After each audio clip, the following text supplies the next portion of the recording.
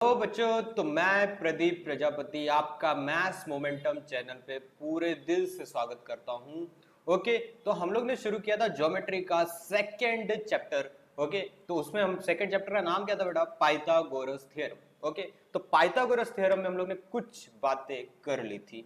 Okay, जैसे कि Pythagoras theorem क्या होता है, जो हम लोग ने 8th क्लास से 7th क्लास से पढ़ते आए अब तक, तो वो पहले मैंने बात किया था। फिर हम लोग ने बात किया था पाइथागोरियन ट्रिपलेट के बारे में, जैसे कि कोई 3 नंबर दे दिया, वो पाइथागोरस के रूल को फॉलो कर रहे हैं या नहीं। तो अगर रूल को फॉलो कर देते तो उसको हम लोग क्या बोल देते बेटा? पाइथागोरियन ट्रिपलेट बोल देते हैं। ओके, उसके बाद हम लोग ने बेटा बात किया था उसके बाद हम लोग ने बात किया था इस थ्योरम के बारे में बात किया था बेटा। कौन सा थ्योरम था बेटा?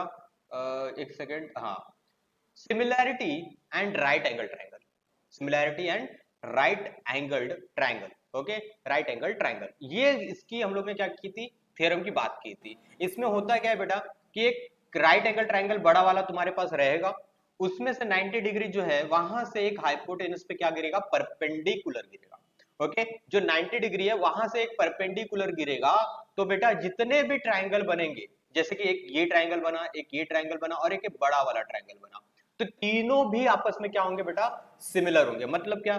ये इसके भी सिमिलर होगा और ये बड़े वाले के भी सिमिलर होगा, और ये जो ये वाला ट्रायंगल है ये भी क्या होगा? बड़े वाले के सिमिलर होगा। मतलब तीनों भी आपस में क्या रहेंगे बेटा? सिमिलर रहेंगे। ये कौन बोलता है? Similarity and right angle triangle. Okay, इतनी बात क्लियर है तुमको? ओके, उसके बाद मुझे बात करना था बेटा, तो चलो थ्योरम नंबर 2 पे चलते हैं बेटा। थ्योरम एक थ्योरम हो गई अपनी, कौन सी? Similarity and right angle triangle. Okay, ये थ्योरम हो गया। अब आते हैं दूसरे थ्योरम पे, जो ज्यादा थोड़ा सा इंपॉर्टेंट है, ज्यादा भी इंपॉर्टेंट नहीं है। ओके, नाम है उसका थ्योरम ऑफ ज्योमेट्रिक मीन। क्या नाम है? Theorem of geometric mean. अब ज्योमेट्रिक मीन होता क्या है बेटा? तुमको, अगर तुम आज से 10 साल पहले की बुक उठाओगे तो तुमको पता चलेगा 10th के सिलेबस में एक टॉपिक कैट था, जो तुम अरिथमेटिक प्रोग्रेशन चैप्टर पढ़ रहे हो। ओके, जो मेरे मेरे भी चैनल पे स्टार्टेड है अरिथमेटिक प्रोग्रेशन। उसी में आज से 7-8 साल पहले की बुक उठाओगे अगर आप अलजेब्रा की, तो उसमें आपको मिलेगा एक ज्योमेट्रिक प्रोग्रेशन करके भी एक पार्ट होता है। अरिथमेटिक प्रोग्रेशन जैसे होता है वैसे ही होता है एक ज्योमेट्रिक प्रोग्रेशन। ओके, तो उसमें ये वर्ड का यूज किया जाता है ज्योमेट्रिक मीन। अब वो होता क्या है तुम लोग को नहीं पता, तो उसको मैं तुमको समझाता हूँ कि पहले ज्योमेट्रिक मीन होता क्या है। ओके, मान लो देखो कि 3 नंबर है तुम्हारे पास। कौन कौन से 3 नंबर है? ए बी सी, ये 3 नंबर है तुम्हारे पास। तो बेटा ज्योमेट्रिक प्रोग्रेशन, जैसे अरिथमेटिक प्रोग्रेशन में क्या होता है बेटा? इन दोनों के अगल बगल वाले के जो डिफरेंस है, जो डिफरेंस होता है बेटा अगल बगल वालों के, वो क्या होने चाहिए? सेम होने चाहिए बेटा। क्या होने चाहिए? सेम होने चाहिए। तब मैं उस सीरीज को क्या बोल दूंगा बेटा? अरिथमेटिक प्रोग्रेशन बोल दूंगा। क्या बोलूंगा? Arithmetic progression.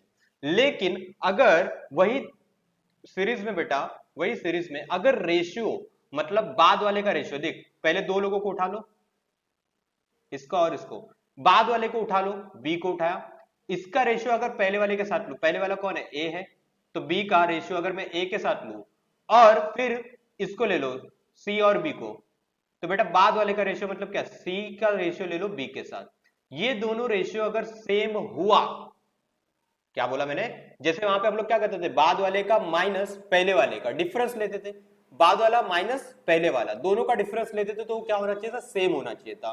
तो मैं उसको अरिथमेटिक प्रोग्रेशन बोल देता था। लेकिन अगर वही बाद वाले का पहले वाले के साथ रेशियो लू, बाद वाले का पहले वाले के साथ रेशियो लू, तो बेटा रेशियो अगर सेम हो गया तो उसको मैं बोल देता हूं ज्योमेट्रिक मीन। अब ज्योमेट्रिक मीन में फायदा क्या हो रहा है? ध्यान से देखो, अगर मैं इसको क्या लिख सकता हूं बेटा? इसको क्रॉस मल्टीप्लाई कर सकता हूं इधर से इधर, तो बेटा क्या हो जाएगा? b into B equal to A into C, बराबर है। तो b इंटू बी क्या हो जाता है बेटा? बी स्क्वायर हो जाता है equal to A into C, बराबर है। ठीक है, तो बेटा याद रखना, तीन लोगों के ग्रुप में जो बीच वाला पार्ट रहता है उसका स्क्वायर इक्वल टू किसके बराबर होता है बेटा? जो बची हुई जो दो चीजें हैं ए और सी, तो इनको मल्टीप्लाई कर देने का, क्या कर देने का? मल्टीप्लाई कर देने का, उसके बराबर आता है। देखो बीच वाले का स्क्वायर कर दिया मैंने, बी स्क्वायर कर दिया, यहाँ पे कर दिया। ओके, अगल बगल में कौन बच गए बेटा? दो पार्ट, तीन लोग थे, तीन में से एक का मैंने स्क्वायर कर दिया, बच्चे कौन? ए और सी, तो ए और सी को मैं क्या कर दूंगा, मल्टीप्लाई कर दूंगा, तो दोनों क्या आ जाएंगे बेटा, बराबर आ जाएंगे। इसी को हम लोग बोलते हैं ज्योमेट्रिक मीन। ये जो बी स्क्वायर इक्वल टू ए सी होता है बेटा, इसी को हम लोग क्या बोलते हैं, ज्योमेट्रिक मीन बोलते हैं। इसी को क्या बोलते हैं, ज्योमेट्रिक मीन। ओके ठीक है, चलो आगे बात करते हैं हम लोग। तो ये जो तीन लोग थे, इसमें यहाँ इस थ्योरम में वो कैसे काम कर रहा है, तो चलो हम लोग पहले गिवन विवन लिखते हैं। पहले गिवन लिख लो।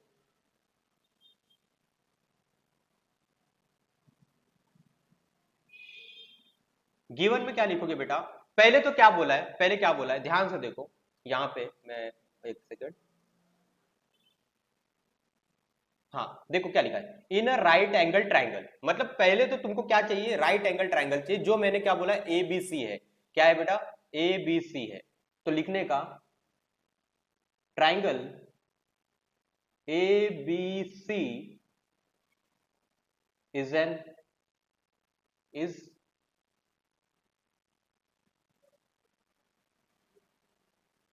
Right angle triangle.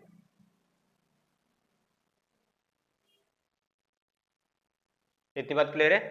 इन राइट एंगल ट्राइंगल, तो राइट एंगल ट्राइंगल तुमको लेने बोल रहा है, मैंने ले लिया कि ट्राइंगल एबीसी ये क्या है, राइट एंगल ट्राइंगल है। आगे क्या बोल रहा है, the perpendicular segment, perpendicular segment, एक परपेंडिकुलर ड्रॉ किया, the perpendicular segment to the hypotenuse, to the hypotenuse, मतलब एक परपेंडिकुलर सेगमेंट है टू दी हाइपोटेनस, कहां पे जाके गिर रही है, हाइपोटेनस पे जाके गिर रही है। देखो तो फ्रॉम कहां से गिर रही है, लेकिन फ्रॉम दी अपोजिट वर्टेक्स, कहां से गिर रही है बेटा, एक परपेंडिकुलर सेगमेंट है जो कहां पे जाके गिर रही है, हाइपोटेनस पे गिर रही है, फ्रॉम दी अपोजिट वर्टेक्स, मतलब कहां से जाके गिर रही है, opposite vertex.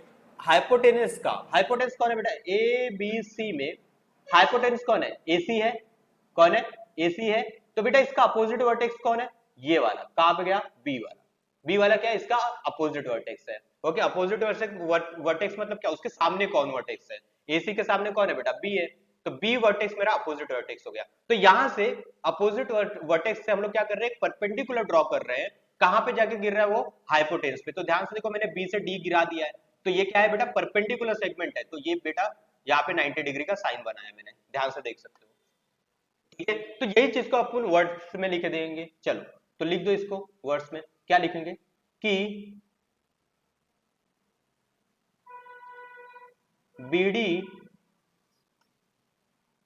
is perpendicular to AC such that, बेटा जो BD है वो परपेंडिकुलर टू AT है, मुझे AC है, मुझे पता चल गया। और कैसे ड्रॉ किया है कि जो ADC है तीनों एक ही लाइन पे बेटा, सच दैट ADC कोलिनियर है बेटा। एक ही लाइन पे होना मतलब क्या, कोलिनियर होना। तो कैसे हम लोग दिखाते हैं, ज्योमेट्री में सिंबल कैसे दिखाते हैं, तीन पॉइंट लिख देंगे ADC और बीच में डैश डैश मार देंगे, हो गया, यही काम होता है।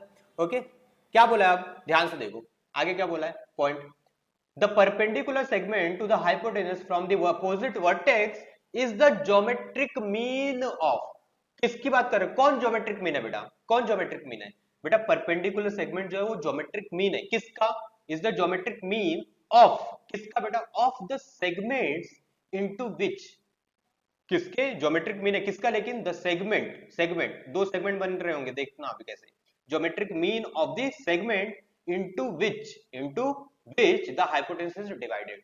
बेटा ज्योमेट्रिक मीन है परपेंडिकुलर सेगमेंट, परपेंडिकुलर सेगमेंट कौन है बेटा, BD, ये क्या है बेटा, ज्योमेट्रिक मीन है किसका, ऑफ दिस सेगमेंट, सेगमेंट का, लेकिन कौन सा segment, into which the hypotenuse is divided, उन सेगमेंट का जो क्या हो रहा है, हाइपोटेनस गिर रहा है, तो बेटा क्या हो रहा है, हाइपोटेनस जो डिवाइड हो रहा है उनका क्या है, ज्योमेट्रिक मीन है, कौन, परपेंडिकुलर सेगमेंट।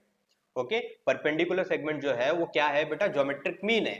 ज्योमेट्रिक मीन मैंने तुमको बताया ही क्या होता है। ओके, तो परपेंडिकुलर सेगमेंट ये ज्योमेट्रिक मीन है किसका बेटा, जहां पे ये हाइपोटेनस जाके गिर रहा है वहां पे जो सेगमेंट, जो हाइपोटेनस है वो डिवाइड हो रहा है। ध्यान से देखो, ये मेरा AC था पहले हाइपोटेनस, अब किस में बट रहा है, AD में और DC में। तो बेटा ये होता है ज्योमेट्रिक मीन, ये होता है geometric mean. Perpendicular segment BD क्या है बेटा, ज्योमेट्रिक मीन है किसका, जिस पार्ट में बेटा हाइपोटेनस डिवाइड हो रहा है। ओके, अब देखो लिखना कैसे है इसको, बात को लिख के बताऊंगा तो समझ में आ जाएगा तुमको। देखो चलो ध्यान से देखो बेटा, कौन किसका ज्योमेट्रिक मीन है बेटा? परपेंडिकुलर सेगमेंट है बेटा। परपेंडिकुलर सेगमेंट अगर बोला है कि परपेंडिकुलर सेगमेंट मेरा ज्योमेट्रिक मीन है, तो बेटा परपेंडिकुलर सेगमेंट जो है उसके ऊपर स्क्वायर लगाओ। मैंने बोला था ना बेटा क्या होता है, बी स्क्वायर इक्वल टू ए सी आया था बेटा। तो बेटा बी के ऊपर स्क्वायर लगाया ना, तो बेटा बी को हम लोग बोलते हैं this is geometric mean. This is geometric mean किसका है बेटा? ऑफ ए एंड सी। जो बेटा बी है वो क्या है? ज्योमेट्रिक मीन है किसका? ए और सी का। ओके, जिसके ऊपर स्क्वायर रहता है उसको हम लोग बोलते हैं ज्योमेट्रिक मीन है ये।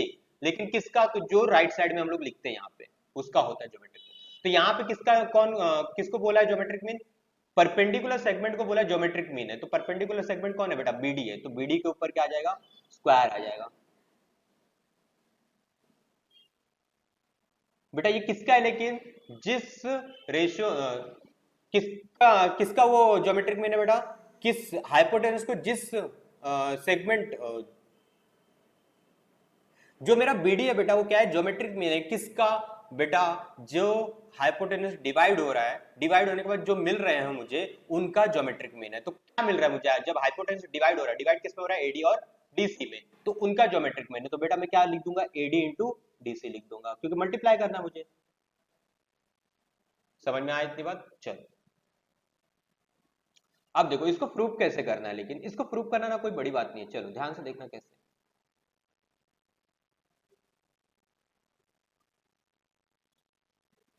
अच्छा, मुझे इतनी बात तो कंफर्म है ना बेटा, मुझे इतनी बात तो कंफर्म है ना बेटा कि ये जो 90 डिग्री है बेटा, 90 डिग्री से अगर एक परपेंडिकुलर ड्रॉ करूं हाइपोटेनस पे, तो जितने भी ट्राइंगल बनते हैं वो सब आपस में क्या होते हैं? सिमिलर होते हैं। क्या होते हैं? आपस में सिमिलर होते हैं। ठीक है। अब तुमने अगर मेरा पहला चैप्टर का वीडियो देखा है, अगर आप तुम लोग ने, तो तुमको पता होगा कि अगर सिमिलर होते हैं तो हम लोग क्या लेते हैं बेटा? करस्पॉन्डिंग साइड्स का रेशियो इक्वल लेते हैं। क्या लेते हैं? करस्पॉन्डिंग साइड्स का रेशियो इक्वल लेते हैं। अब देखो तो कौन से दो ट्राइंगल को मुझे सिमिलर करके ये वाला आंसर मिलेगा, मैं कैसे पहचानूं? ओके, कौन से दो? देखो यहाँ पे तीन तीन ट्राइंगल है, लेकिन मुझे तो दो ही सिमिलर करना होता है। तो वो दो कौन से ट्राइंगल होंगे जिनको अगर मैं सिमिलर कर दूं और उनके बाद उनका मैं करस्पॉन्डिंग साइड्स का रेशियो ले लूं तो मुझे आंसर मिल जाए। तो ध्यान से देखने का, कभी भी ऐसा दिखा तुमको, पूरे चैप्टर में याद रखना बेटा, पूरे चैप्टर में। ओके, बीडी स्क्वायर है मतलब बीडी तुमको कितनी बार चाहिए? दो बार चाहिए। बीडी स्क्वायर, स्क्वायर का मतलब क्या होता है बेटा? चीजें दो बार हो जाती है। ओके, चीजें मुझे कितनी बार दिखने लगती है? दो बार। ओके, शराब पीने के बाद इंसान को कैसे डबल डबल चीजें दिखने लगती है? ओके, एक इंसान दो दिखने लगता है। तो बेटा यहाँ पे भी मान लो कि तुम नशे में हो बेटा, बीडी तुमको दो बार देखना चाहिए। क्यों? क्योंकि बीडी के ऊपर क्या लगा है बेटा? स्क्वायर लगा है। तो कभी भी स्क्वायर लगता है किसी के ऊपर तो वो चीजें उतनी बार मुझे दिखने लग जाती है। ठीक है, समझ में आया बेटा? तो बीडी भी यहाँ पे कितनी बार दिखना चाहिए तुमको? दो बार दिखना चाहिए। तो बीडी देखना बेटा कि कौन से ट्राइंगल में ऐसे दो ट्राइंगल सेलेक्ट करो जहां पे दोनों में बीडी आता हो। क्या आता हो? दोनों में बीडी आता हो। तो पहले नाम लिखता मैं ए डी बी। एडीबी में देखो बीडी आ रहा है, ये ब्लैक वाली लाइन आ रही है, बीडी आ रहा है। ओके, उसके बाद देखो ए बी सी, क्या ये वाले ट्रायंगल में आ रहा है बेटा? नाम में जब मैंने नाम पढ़ा तो कहीं पे मेरे नाम में बीडी का जिक्र हुआ? नहीं हुआ ना बेटा। तो एबीसी को नहीं लेना है। चलो, मतलब एक तो ट्रायंगल फिक्स है एडीबी। एडीबी जब नाम ले रहा हो तो उसमें बीडी आ रहा है। ओके, तो अब एबीसी जब रीड किया तो एबीसी में बीडी नहीं आ रहा है, तो उसको छोड़ देना है। तो बीडीसी, जब बीडीसी रीड कर रहा हो तो बेटा बीडी आ रहा है उसमें। मतलब मुझे कौन से दो ट्राइंगल लेने हैं? एक तो एडीबी लेना है और एक बीडीसी लेना है। तो बेटा लिखने का कैसे? In triangle A B C angle A B C equal to 90 degree given है बेटा।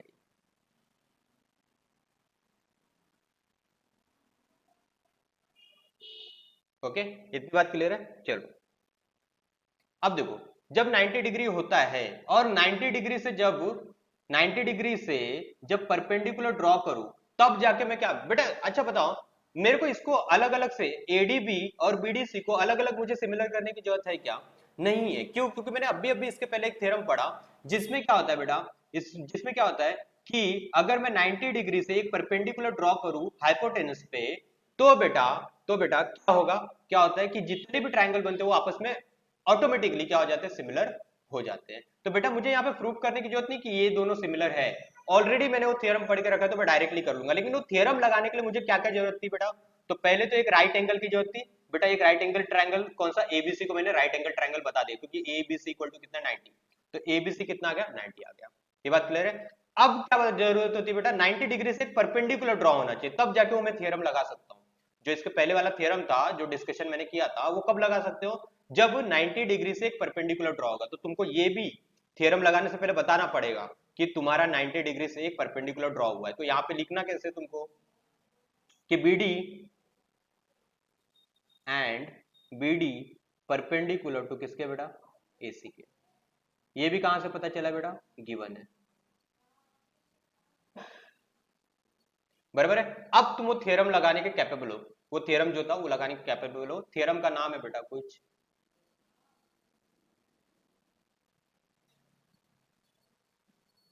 Bye theorem of similarity of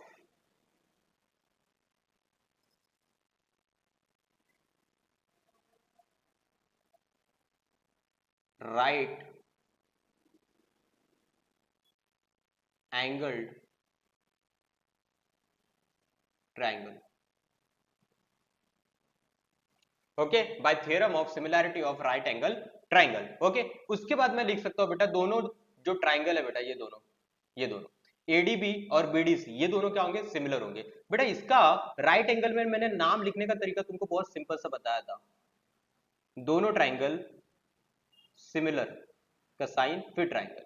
okay, कौन सा ट्रायंगल? मैंने बोला था ADB में हाइपोटेनस को छोड़ देना, उसको नहीं लेना है। ओके, तो छोटे से बड़े की तरफ आओ, मैंने बोला था छोटे से बड़े की तरफ आओ। तो A से D आया छोटा, फिर D से B बड़े की तरफ। तो यहाँ पे क्या लिखूंगा मैं बेटा?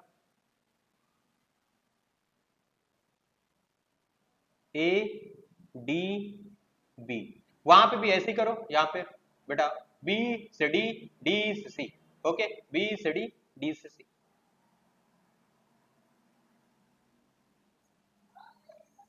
क्लियर है बात?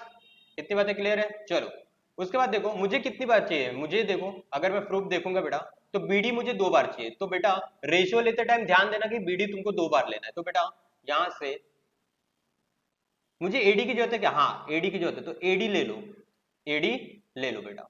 तो मैंने यहाँ पे ले लिया AD। आज इससे जैसे ही AD लिया तो बेटा उसके नीचे कौन आ जाएगा बेटा? यहाँ से उठ के, यहाँ से कौन उठ के आएगा बेटा? सिमिलैरिटी वाला चैप्टर देखा रहेगा तो तुमको पता होगा, BD आएगा। कौन आएगा बेटा? BD आएगा। तो यहाँ पे लिखता हूं मैं BD। ओके, इक्वल टू, अब देखो BD तो एक बार आ गया, मुझे 2 बार चाहिए था ना बेटा। देखो यहाँ पे 2 बार BD है और मैंने एक बार ऑलरेडी आ गया अपना। ओके, अब दूसरा BD देखो कहां पे? दूसरा BD देखो कहां पे? ये जो BD है वो ये वाले ट्रायंगल का उठ के आया है। अब ये वाले ट्रायंगल में भी देखो एक BD है, तो ये वाले BD को उठाओ। अभी किसको उठाओ? ये वाले BD को उठाओ, इसको। ओके, तो उठा ले। तो हमें अगर मैं यहां से BD उठाऊंगा तो बेटा यहां से कौन उठ के आ रहा है? DC। यहाँ पे क्या रीजन लिखते हैं बेटा हम लोग?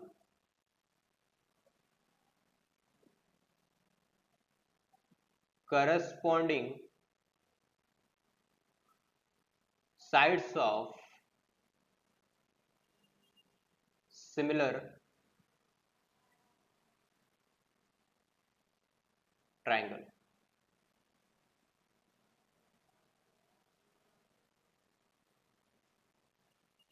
ओके, चलो देयरफॉर के साइन लगाना ना भूले यहाँ पे। ओके,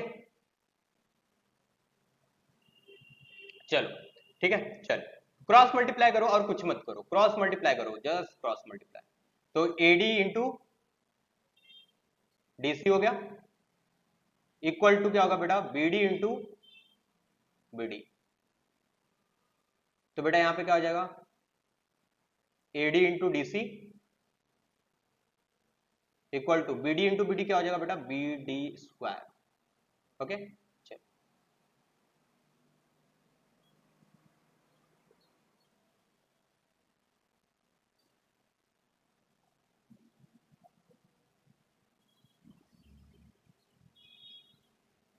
इस तरह से हम लोग का ये थ्योरम जो है वो प्रूफ होता है बेटा। इस तरह से हम लोग का क्या होता है? ये थ्योरम प्रूफ होता है पूरी तरह से। ओके, ये क्या होता है, प्रूफ होता है इस तरह से, ठीक है। आई होप इसमें आप लोगों को कोई डाउट नहीं रहा होगा। ओके, तो मिलते हैं हम लोग नेक्स्ट वीडियो में नेक्स्ट थ्योरम के साथ, जो कि सबसे इंपॉर्टेंट थ्योरम होगा अपना, पाइथागोरस थ्योरम। सबसे इंपॉर्टेंट है अपना, क्या है, पाइथागोरस थ्योरम। ओके, ठीक है, तो मिलेंगे हम लोग नेक्स्ट वीडियो में नेक्स्ट थ्योरम के साथ और मजे से पढ़ेंगे। वो बहुत ही सिंपल सा थ्योरम है, मैं बता देता हूं पहले। और ये अगर समझ में ना आया हो तो आप कमेंट सेक्शन में लिख देना, तो मैं एक वीडियो वापस से या फिर इसी वीडियो को आप बार बार देखिए, आपको समझ में आ जाएगा। ओके, चलिए मिलते हैं नेक्स्ट लेक्चर में। ओके, चलो टाटा बाय बाय।